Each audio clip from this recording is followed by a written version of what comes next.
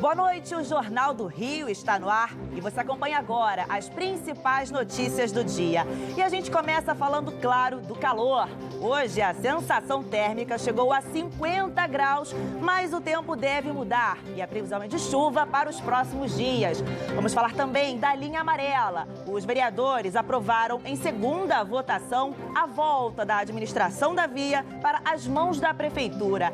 E a Polícia Civil do Rio está fazendo testes com pó para revelar impressões digitais. O novo produto é mais barato do que a versão utilizada hoje e foi desenvolvido por pesquisadores da Universidade Federal Fluminense.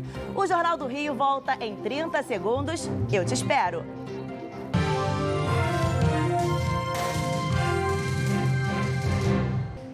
A gente vai contar agora a história de uma mãe que perdeu o filho e agora, 10 anos depois do ocorrido, vive outro pesadelo. A Camila Greco explica pra gente o que está acontecendo. Há 10 anos, Márcia perdeu o filho, Ailton Gabriel Gonçalves, então com 21 anos, assassinado. Além da dor de perder um filho, hoje ela vive um novo sofrimento, tendo que guardar em casa as ossadas do jovem. Em 2009, Gabriel foi enterrado no cemitério de Ricardo de Albuquerque, na zona norte do Rio. 3 anos depois, na exumação, ela pagou para transferir as ossadas de Gabriel para um nicho da família em um outro cemitério. Só que ao abrirem o caixão, o corpo ainda não tinha avançado estado completo de decomposição. E ela só conseguiu exumar 9 anos depois, quando foi liberado pelo cemitério. Aí veio a surpresa.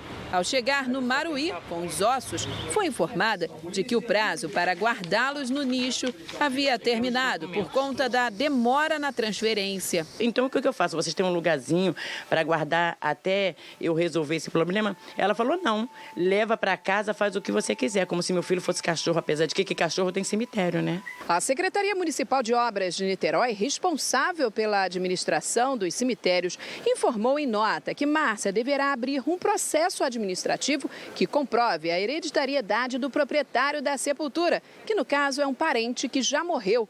Outra alternativa dada pela secretaria é que ela comprasse outro nicho para a colocação dos ossos do filho. Com todos os documentos na mão e comprovantes de pagamentos, Márcia registrou a ocorrência na delegacia e entrou com uma ação contra o cemitério. Agora está na mão da juíza, lá na região oceânica, e eles sempre mandam uma resposta que não tem nada a ver, que está faltando documentação, eles já não tem mais o que falar, eles ficam inventando. Eu só quero que eles guardem os restos mortais do meu filho.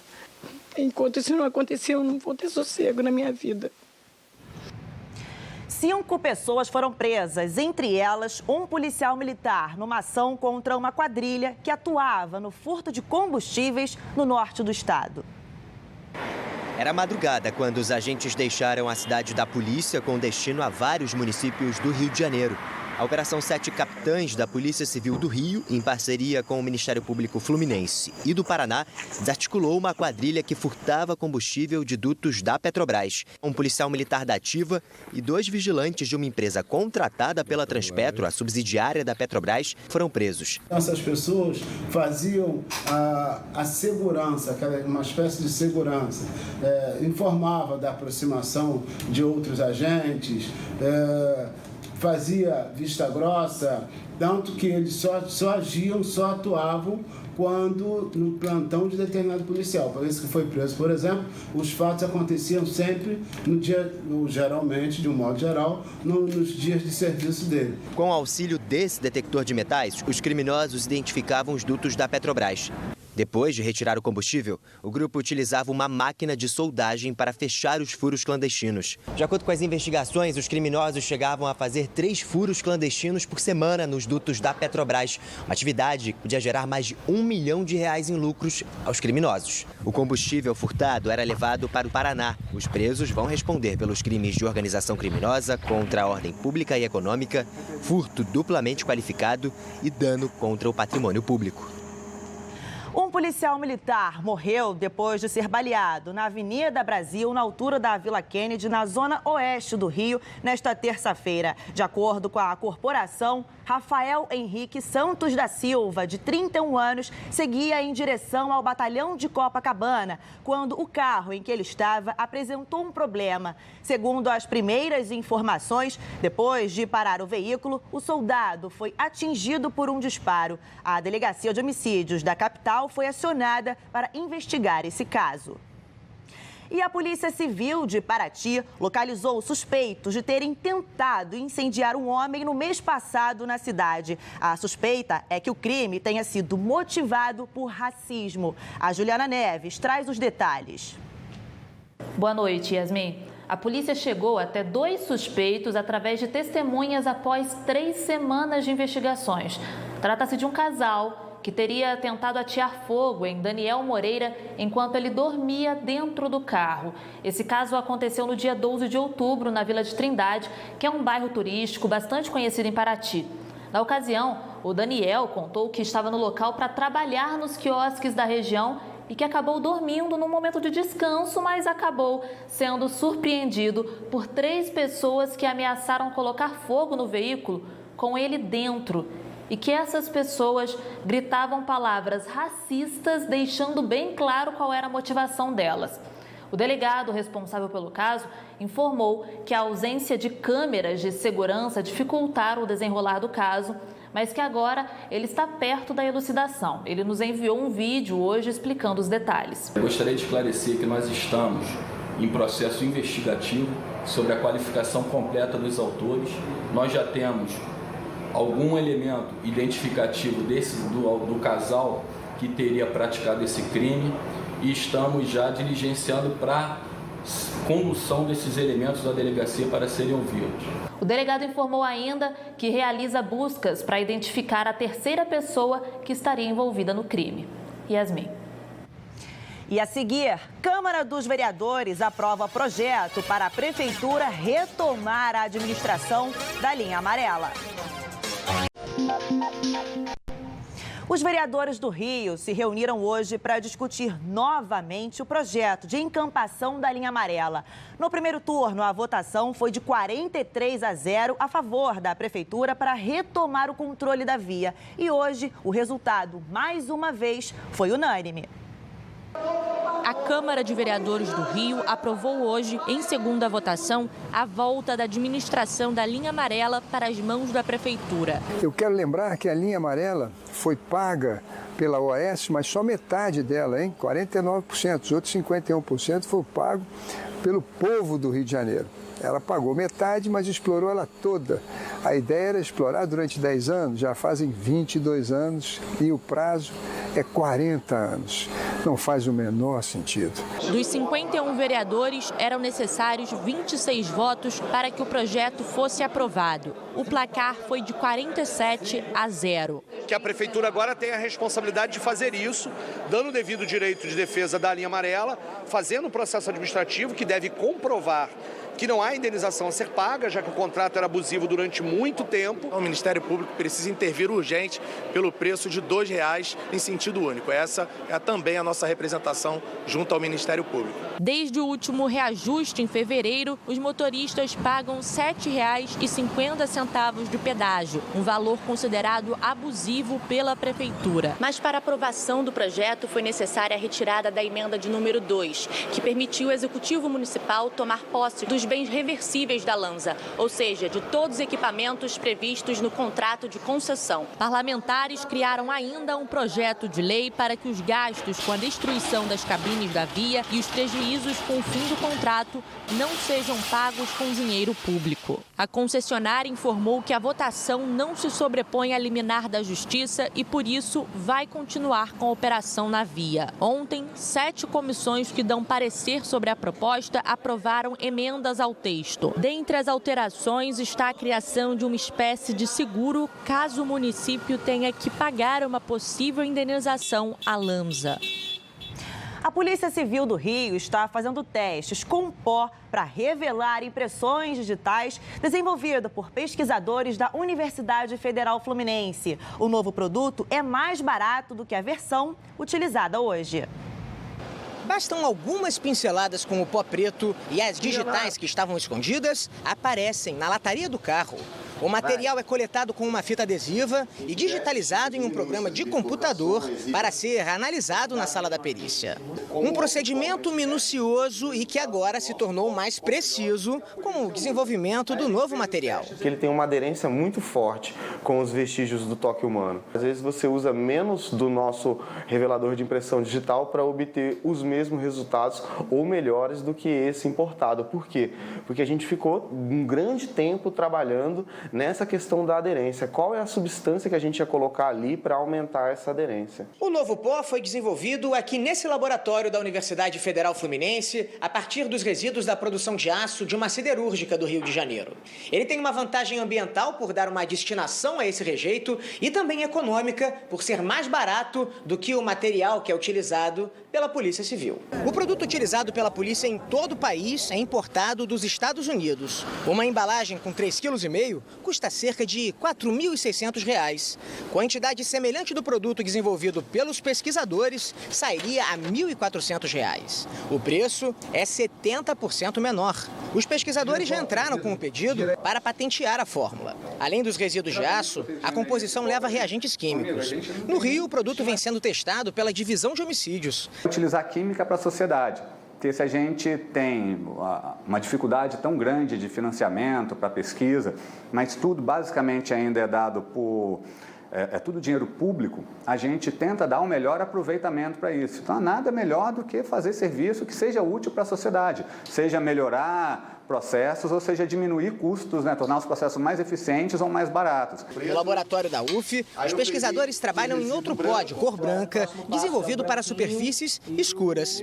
O objetivo é conseguir exportar a tecnologia brasileira para países da África e da América do Sul.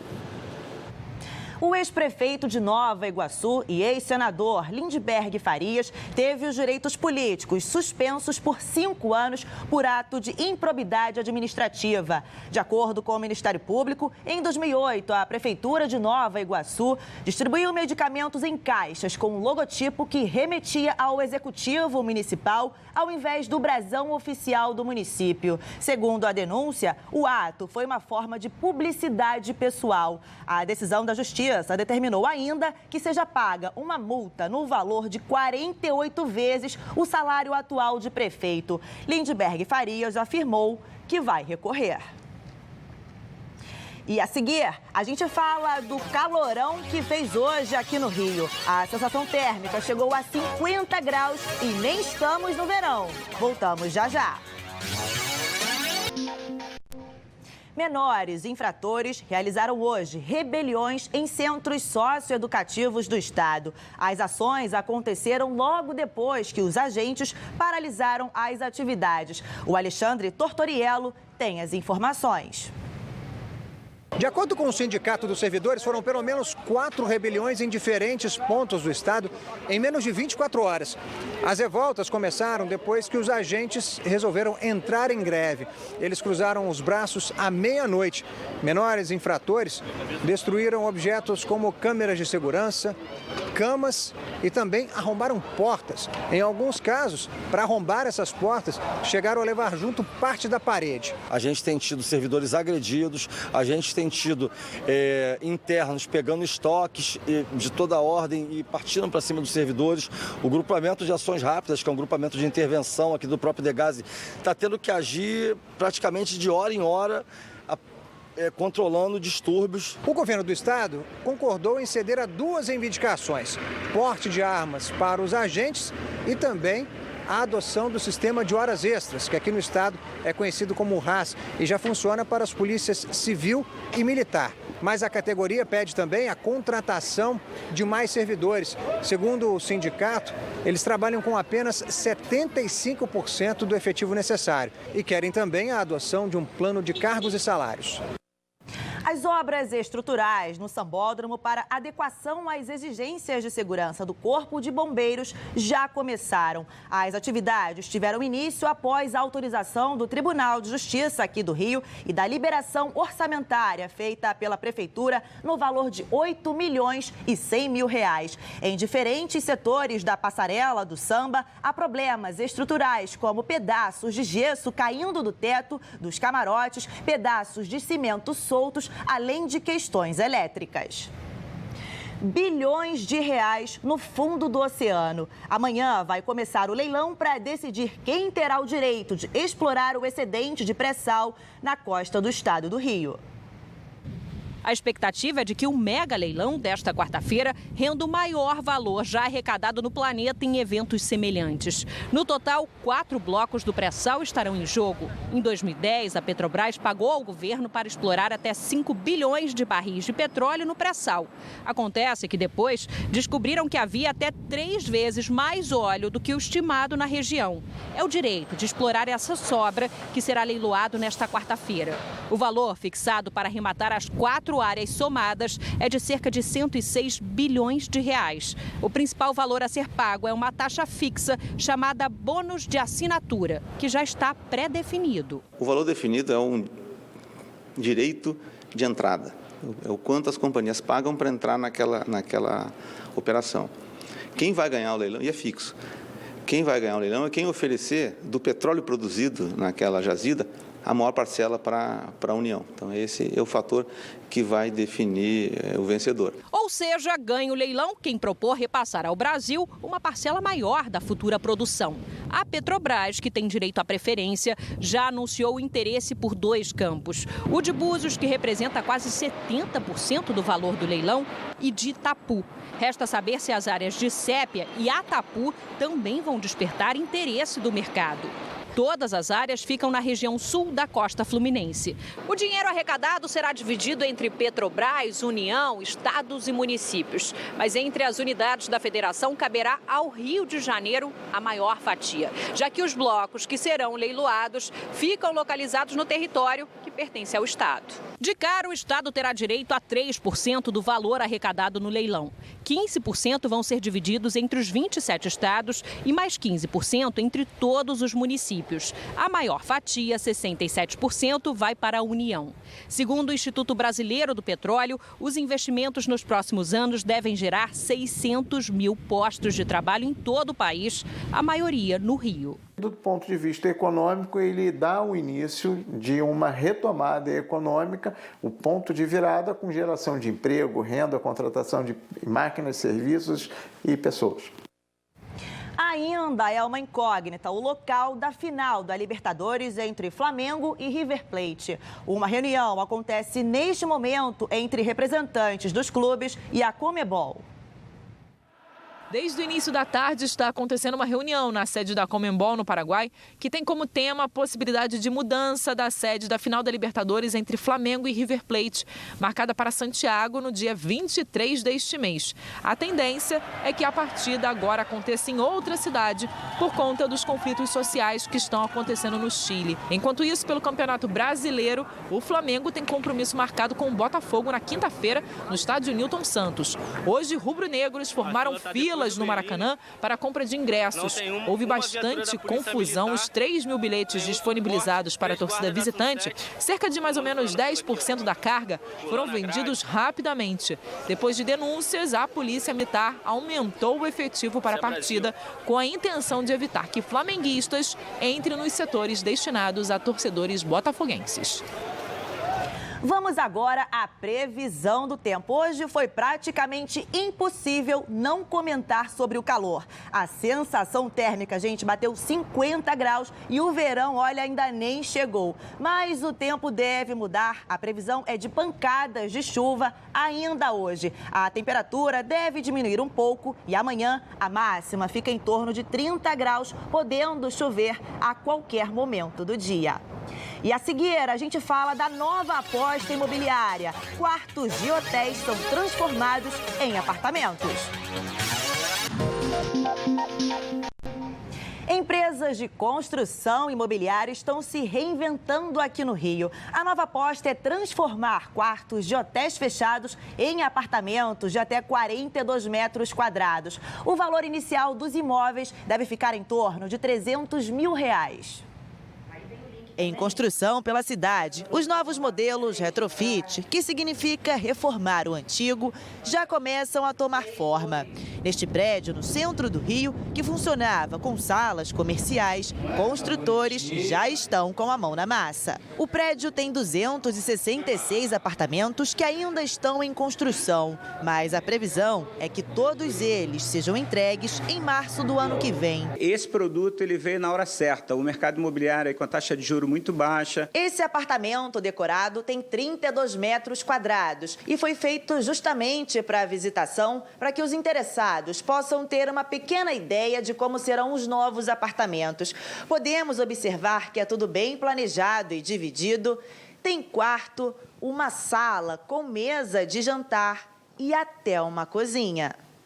A gente tem várias áreas de coworking ao longo do prédio, a gente tem lavanderia, a gente tem espaço gourmet e temos um rooftop com ar de nova-iorquinos. Lá tem um palco com um telão, um palco para ter show de banda, um bar and grill, um pet place, um game place. O presidente da Associação Brasileira de Hotéis do Rio de Janeiro diz que este novo conceito, que envolve modernidade e reaproveitamento de espaços, pode ajudar a impulsionar a economia imobiliária da cidade. Porém, há um desafio pela frente. A gente tem cerca de 15 hotéis fechados no Rio de Janeiro. Eu acho que o grande desafio é mesmo que você obrigue uma parte dessas unidades a ficar em regime de locação hoteleira e tal, a prefeitura não tem como controlar a utilização. Então você hoje pode comprar um apartamento e botar no pool, mas amanhã o seu filho pode casar e você botar ele morando lá. O Jornal do Rio volta amanhã às 6:50 da noite. Você fica agora com o Jornal da Band. Tchau, tchau.